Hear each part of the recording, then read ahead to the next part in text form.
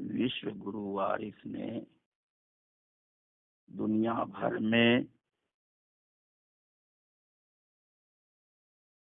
भ्रमण किया। आप संगल द्वीप तशरीफ ले गए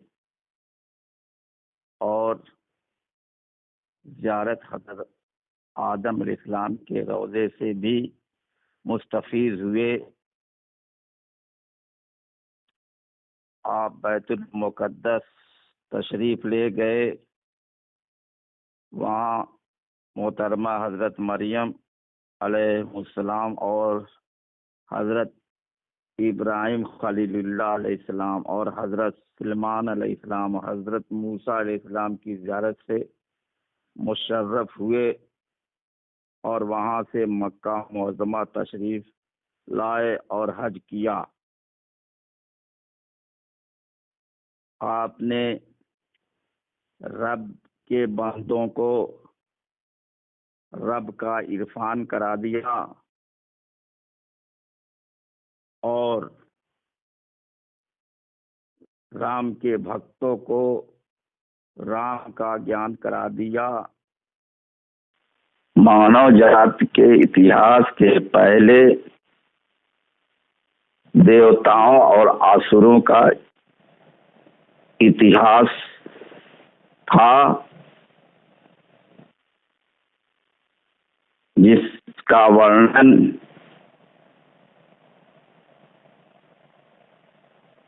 यह है कि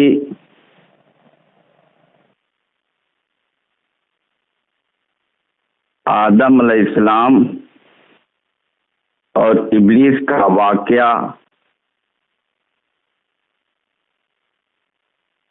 इसका प्रमाण है।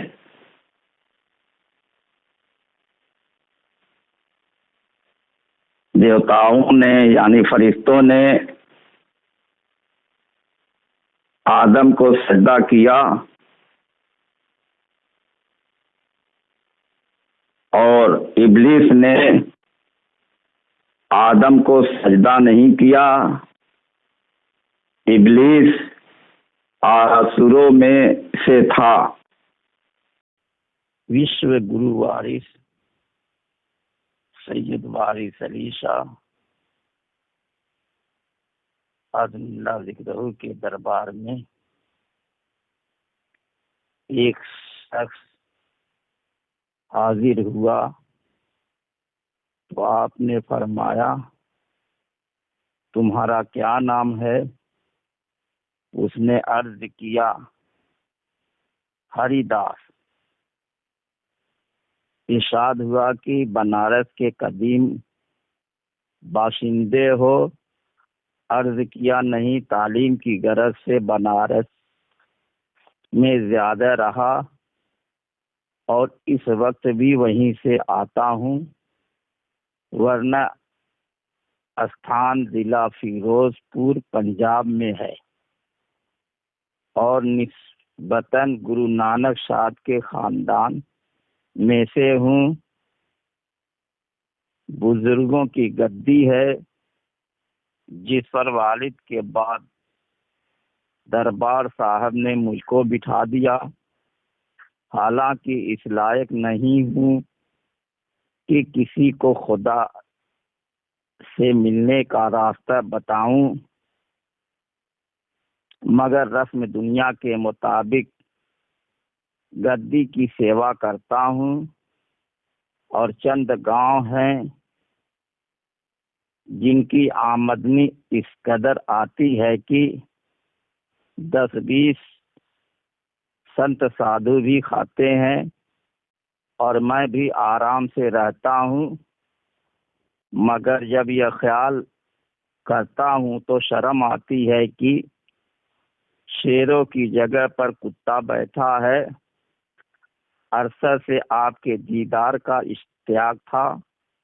खुदा का शुक्र है कि आज दर्शन हो गए। महात्मा जी, अब तमन्ना यह है कि मुझ भिखारी की झोली भर दो। बड़ा दुख यह है कि ध्यान ज्ञान जाप जोग सब कुछ किया, मगर दिल की खोट नहीं जाती। तुम शेरे खुदा के पूत और संसार के तारनहार हो। अपनी दया से मेरे दिल की दुविधा निकाल दो तो शुद्ध हो जाए, वरना खुदा को क्या मुंह दिखाऊंगा कि इस जन्म में जिस काम को आया था वह नहीं किया। इरशाद हुआ कि नानक साहब की ग्रंथ पढ़ी है। हरिदास ने अर्ज किया, हाँ महाराज, इसी की सेवा को तो अपना पूजा पाठ जानता हूँ। फरमाया, ब्रह्म विचार का पाठ भी पढ़ा है। अर्ज किया, जी हाँ दाता, खूब पढ़ा है। दरबार साहब ने तो ब्रह्म विचार को उत्तम जोग लिखा है, लेकिन यह भी कह दिया है कि यह गांठ जिसने खोली गुरु मंत्र से खोली है। सरकार आलम पनाह ने फरमाया कि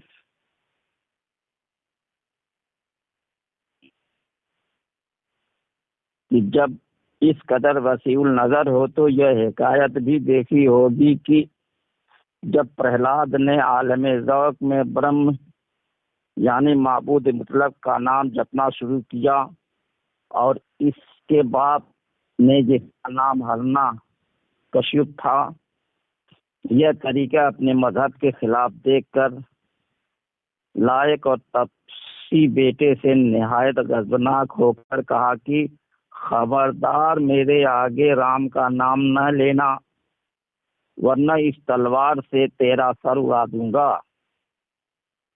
जब प्रहलाद ने बाप की यह बेजा मुखालिफत देखी तो उसको भी जोश आ गया और इसी हालत वजद में अपने बाप से मुखातब होकर कहा कि मुझ में राम, तुझ में राम, खड़क हम सब में राम, यानी मुझ में तुझ में तलवार और इस सुतून में खुदाए वाहिद का जलवा है।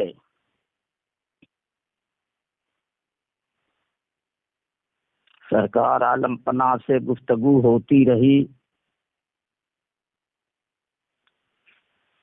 और तालीम की बात चलती रही।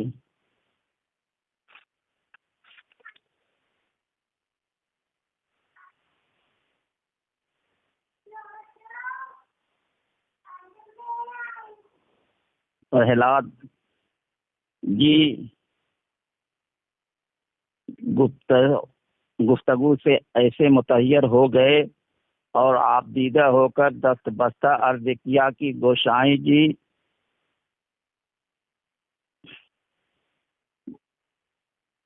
मुझे भी इस भेद से वाकिफ कराएं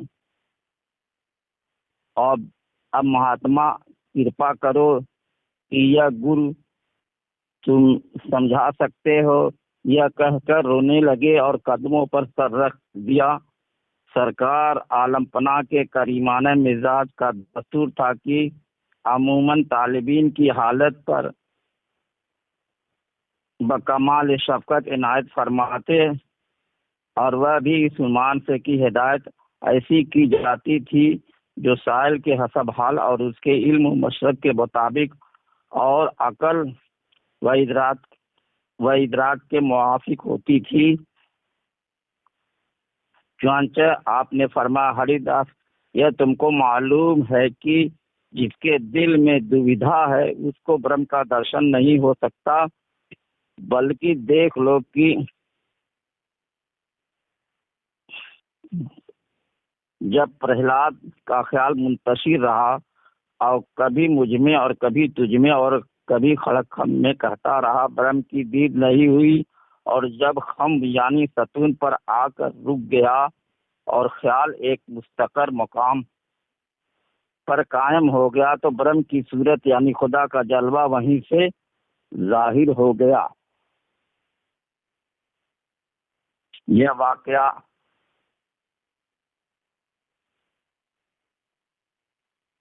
उस जमाने का है जब प्रहलाद के पिता हिरण्यकश्यप राजा थे।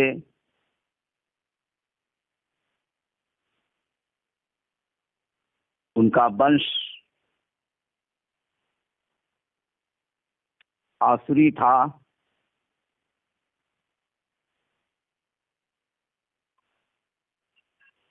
आसुर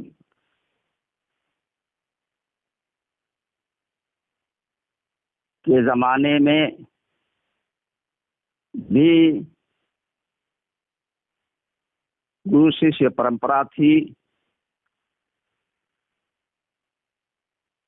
भक्त प्रहलाद के बाद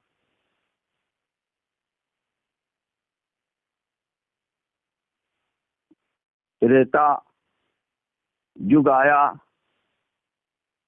जिसमें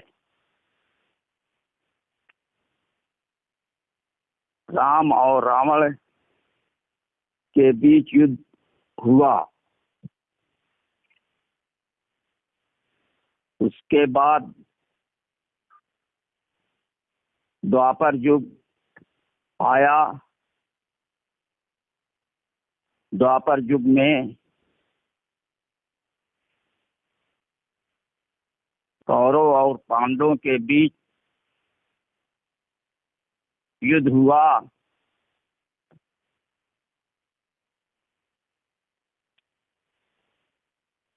अर्जुन और कृष्ण संवाद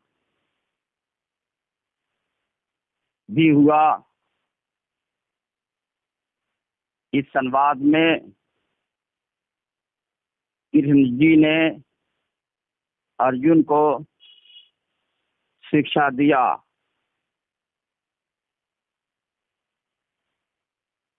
राम जी और कृष्ण जी अवतारवादी व्यवस्था में सर्वोच्च धार्मिक पद पर आसीन रहे। अवतारवाद के बाद पैगंबरवाद आया। पैगंबरवाद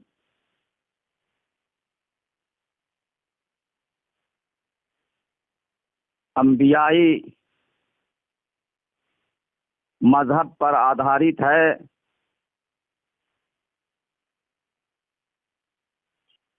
अंबिया अलैहिस्सलाम पर सहाइफ़े आसमानी उतरी। आदम और इब्लीस का वाकया बहुत मशहूर है। कुरान पाक आसमानी किताबों में आखिरी मजहबी किताब है, जिसमें यह लिखा है कि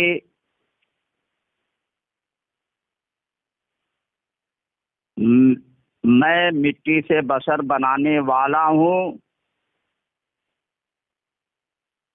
जब मैं ठीक कर लूँ और उसमें अपनी रूह फूंक दूँ तो आए फरिश्तों सजदे में गिर जाना।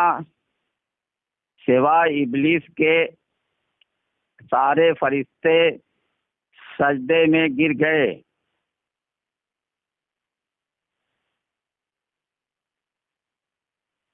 इब्लीस कौम जिन में से था। उसके वंशज में भक्त प्रहलाद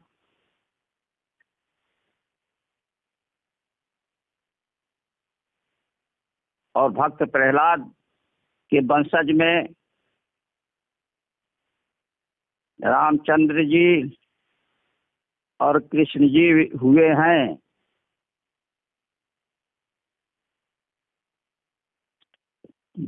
भक्त प्रहलाद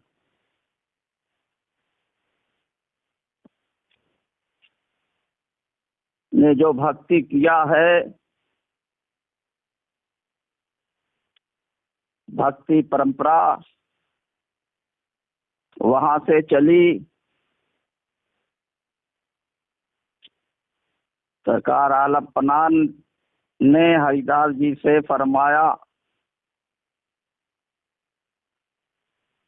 कि मुरीद हो जाना मोहब्बत ही काफी है।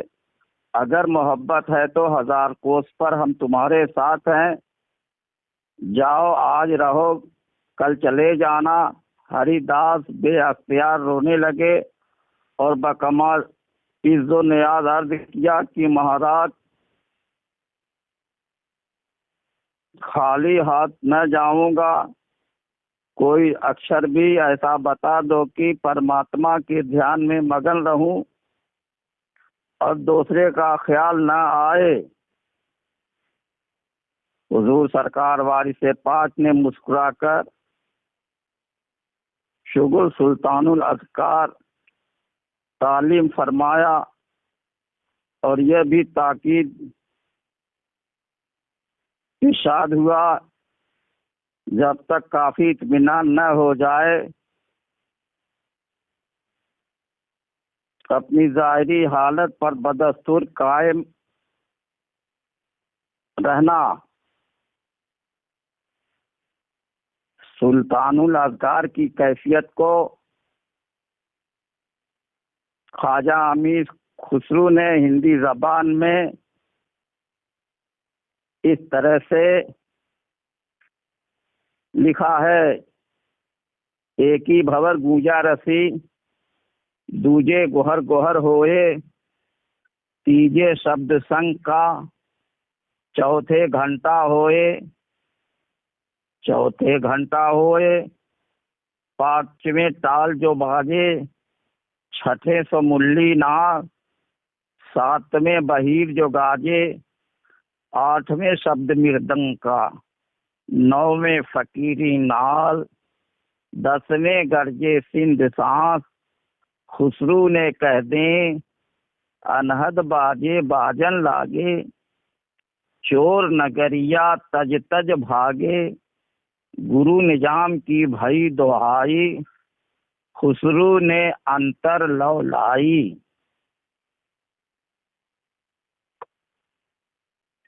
मजहब कोई भी हो,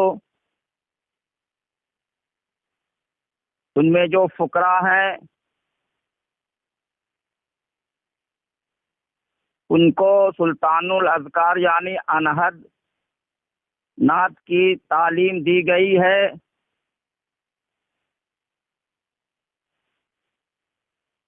खुदा की आवाज थी, खुदा की आवाज है, खुदा की आवाज रहेगी। यानी राम की आवाज थी, राम की आवाज है, राम की आवाज रहेगी। सरकार वारिस पाक ने फरमाया जो रब है वही राम है, और फरमाया ब्रह्म पहचानो, और फरमाया किसी मजहब को बुरा न कहो क्योंकि उसके मिलने के रास्ते बेशुमार हैं। और फरमाया जो मस्जिद में वही मंदिर में है, नाम का फर्क है। और फरमाया खुदा आसमान पर नहीं, हम तुम में छिपकर सबको धोखे में डाल रखा है। बस एक सूरत को पकड़ लो, खुदा मिल जाएगा। आदम अलैहिस्सलाम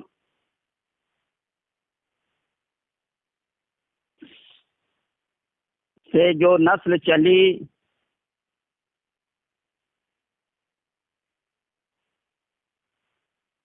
उनमें आपकी विरासत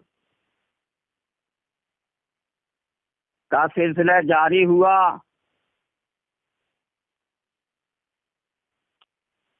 आदम अलैहिस्सलाम को खुदा ने अस्माए हुस्ना का इल्म अता फरमाया था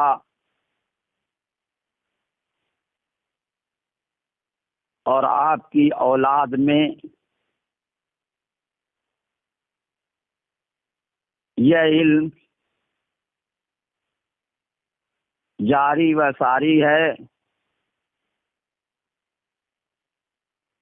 यह इल्म कल्ब है।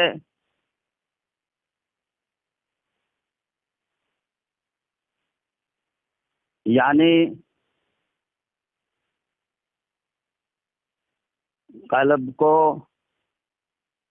दिल और हृदय भी कहते हैं। यह इल्म बिन दिल के मैदान में जाहिर होता है। इसका ताल्लुक दिल से है। यही से तसव्वुफ की इब्तिदा होती है।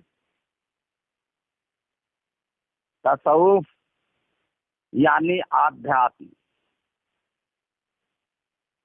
आध्यात्मिक परंपरा में गुरु और शिष्य होते हैं। तसव्वुफ के सिलसिले में पीर और मुरीद होते हैं। प्रथम गुरु आदम अलैहिस्सलाम के बेटे शीस अलैहिस्सलाम हैं, जिनका मज़ार शरीफ अयोध्या में है। अयोध्या कदीम शहर है और अरब में मक्का मुअज़्ज़मा भी कदीम शहर है। फिलिस्तीन में यरूशलेम कदीम शहर है। यह जो शहर हैं वह मजहबी हैं।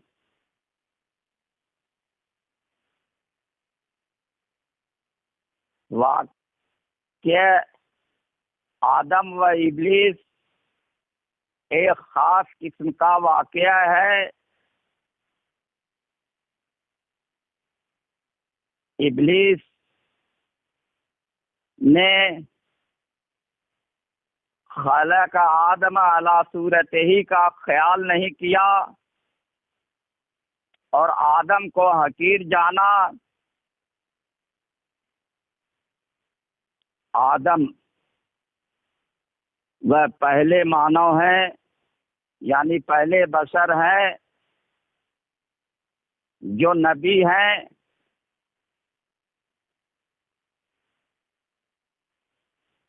उनसे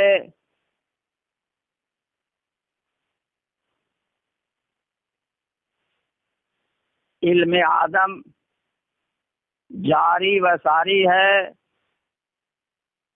वह जमीन पर खुदा के पहले खलीफा हैं। खिलाफत का सिलसिला उन्हीं से जारी है।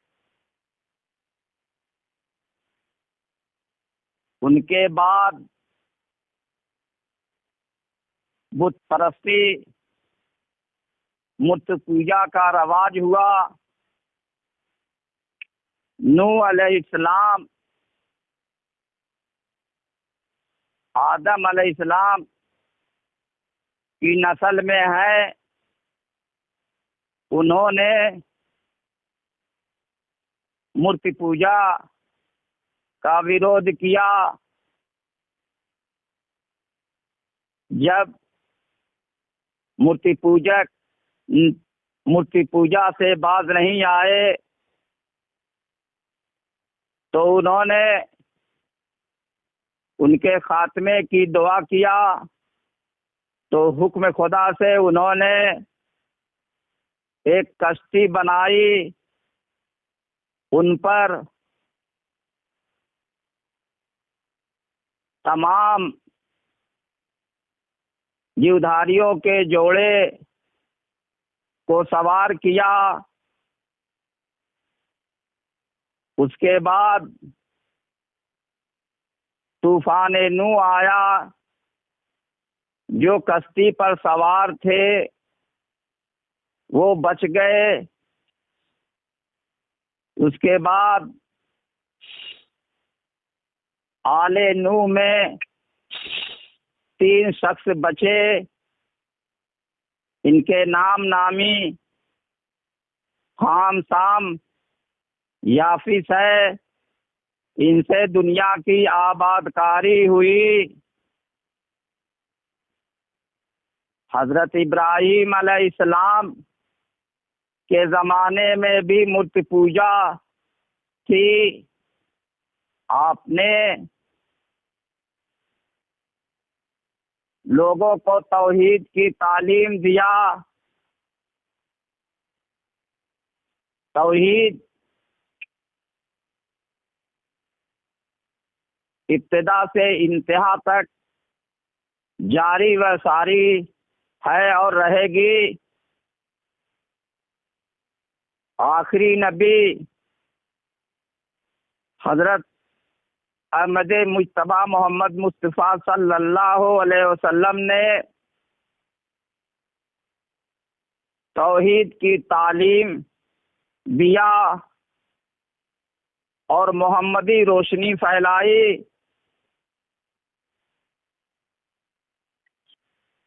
इस रोशनी से अंधापन दूर हुआ, जहालत व गुमराही का खात्मा हुआ। आपकी औलाद ने भी मोहम्मदी रोशनी फैलाई।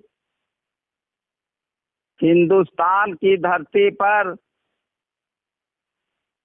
अनेकों सूफिया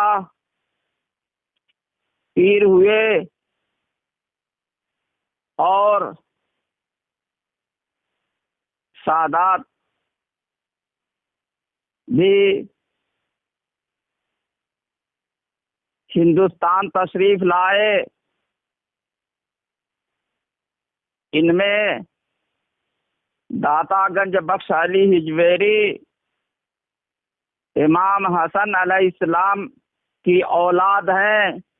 उन्होंने तसव्वुफ पर एक किताब लिखी जिसका नाम कश्फुल महजूब है। खाजगान ख्वाजा मोइनुद्दीन चिश्ती के पहले दातागंज बख्श अली हिजवेरी आए।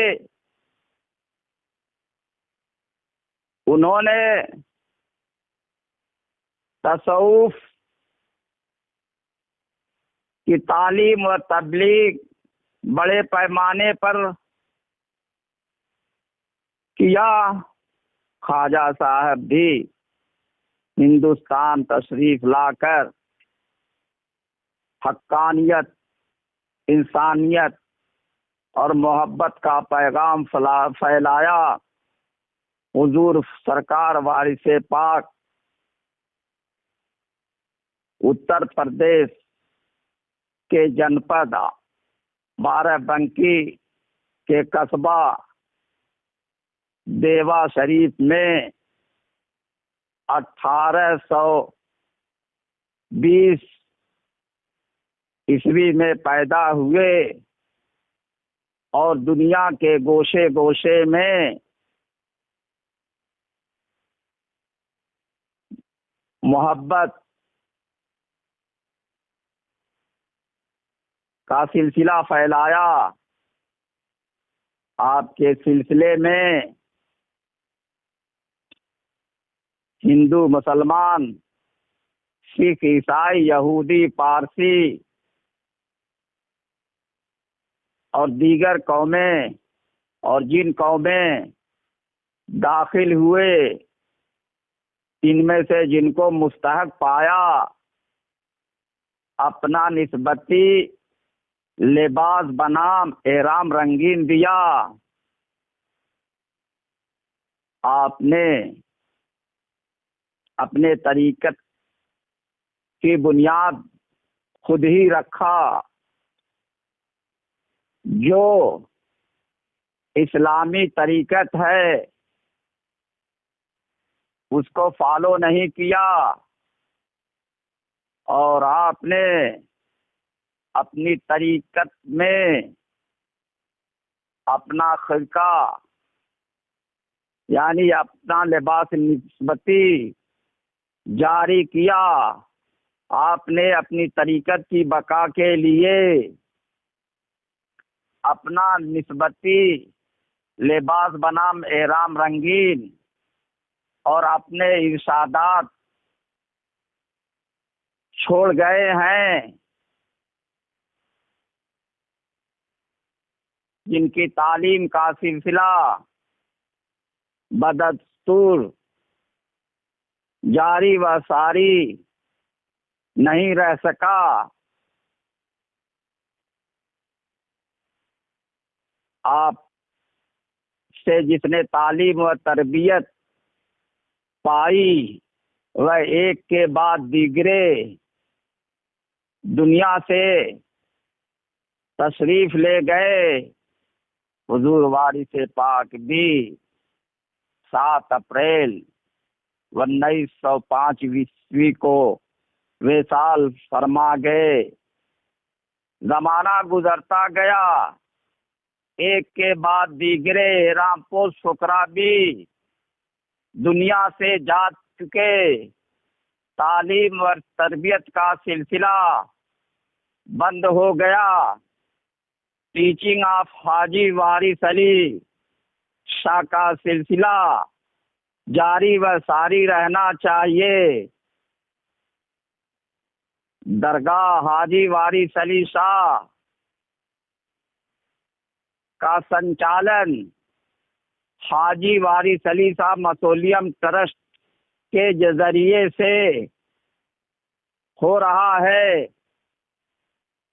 यह ट्रस्ट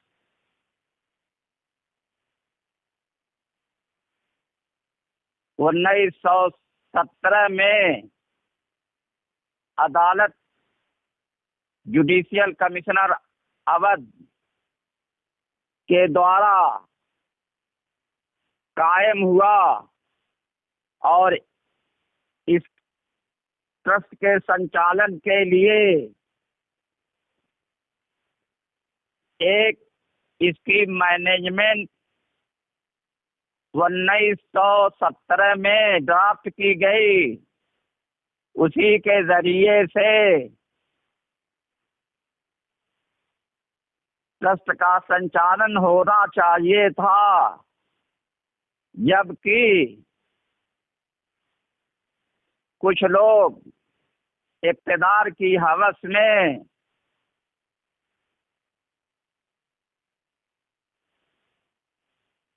वो 1932 में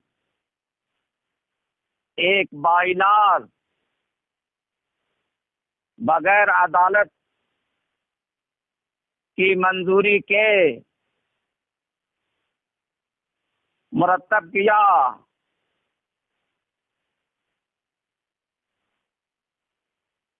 13 अक्टूबर 1932 का जो अदालती आदेश बताया जाता है, वह अदालती आदेश चीफ कोर्ट लखनऊ द्वारा पारित नहीं किया गया है। उसके सिलसिले में 12 बंकी जिला जज के अंदर में जो जज मुकदमा देख रहे हैं, उन्होंने आदेश 13 अक्टूबर 1932 के सिलसिले में एक आदेश पारित किया है। ट्रस्ट की जानिब से यह कहा गया कि वह आदेश बिट्स हो गया है, इसलिए उसकी प्रमाणित प्रतिलिपि दाखिल नहीं की जा सकती है। जो भी साहिबान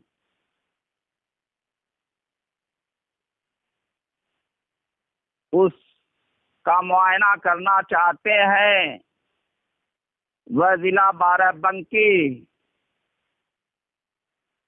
सिविल कोर्ट में जाएं और धारा 92 CPC के अंतर्गत जो कार्रवाई जेर समाअत है उसका मुलाहिजा कर सकते हैं। आगे जो भी कार्रवाई होगी वह आपके सामने आ जाएगी। अदालत का फैसला सबको मान्य होना चाहिए। या वारिस या वारिस या वारिस। विज्ञान के युग में भौतिकता का वर्चस्व है और आध्यात्मिकता कहीं कहीं दिखाई देती है। आध्यात्मिक गुरुओं ने आध्यात्मिकता को अपनाकर अच्छे चरित्र और आचरण का निर्माण किया और अपनी जीवन शैली व पद्धति से और अपनी बाणियों से मानव जाति का मार्गदर्शन किया। मानव एक माता पिता से अस्तित्व में आए। मानव में वह आत्मा रमण करती है जो सर्वत्र है और सदा से है। जिसने आत्मा को पहचाना उसने परमात्मा को पहचाना। आध्यात्म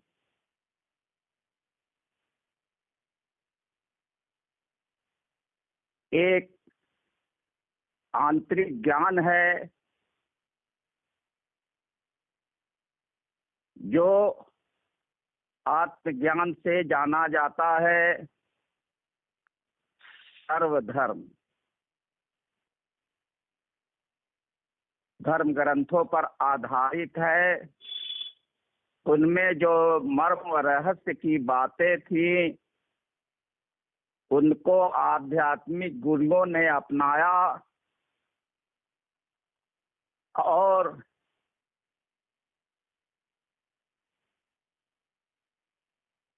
उनके अनुसार एक आदर्श जीवन शैली पद्धति प्रस्तुत किया। नूह की कश्ती तूफान नूह में गर्क हो गई। इसके बाद जो विरासत चली वह विलुप्त हो गई, क्योंकि हिंदुस्तान की धरती में अयोध्या एक प्राचीन नगरी है, जहां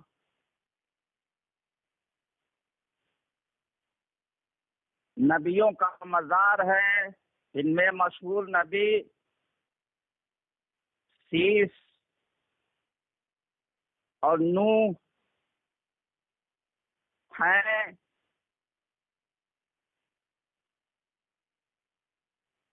इनका मजहब एक ही था, इनके बाद आने वालों का मजहब भी एक ही था।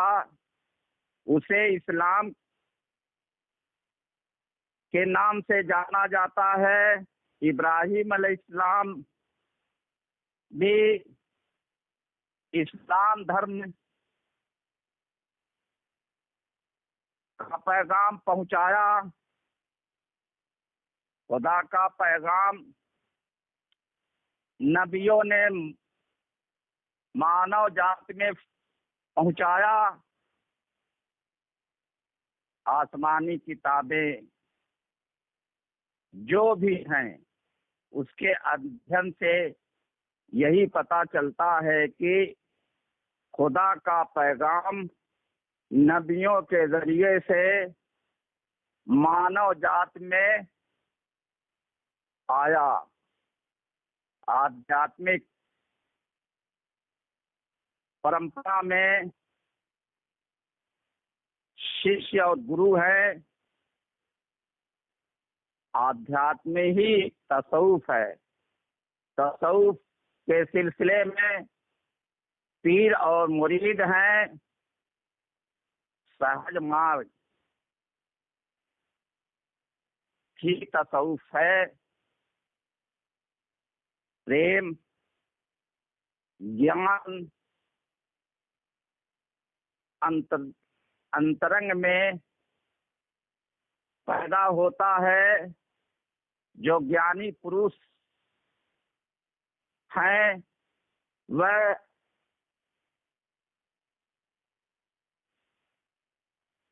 दिव्य ज्ञान यानी आत्मा के ज्ञान को जानते हैं। जो प्रेमी हैं अपने अंतस में प्रेम की अनुभूति करते हैं। कर्मकांड कर्मों से संबंधित है। ज्ञान कांड ज्ञान से संबंधित है। प्रेम कांड प्रेम से संबंधित है। श्री रामचंद्र जी ने चरित्र लीला प्रस्तुत की और श्री कृष्ण जी ने प्रेम लीला प्रस्तुत की। हर धर्म का सम्मान करना चाहिए, तभी सर्वधर्म संभाव देखा जा सकता है। वर्तमान युग में सर्वधर्म संभाव अति आवश्यक है। मानव जाति में प्रत्येक मानव में मानवता छिपी हुई है। उस मानवता पर चलना प्रत्येक मानव का कर्तव्य है।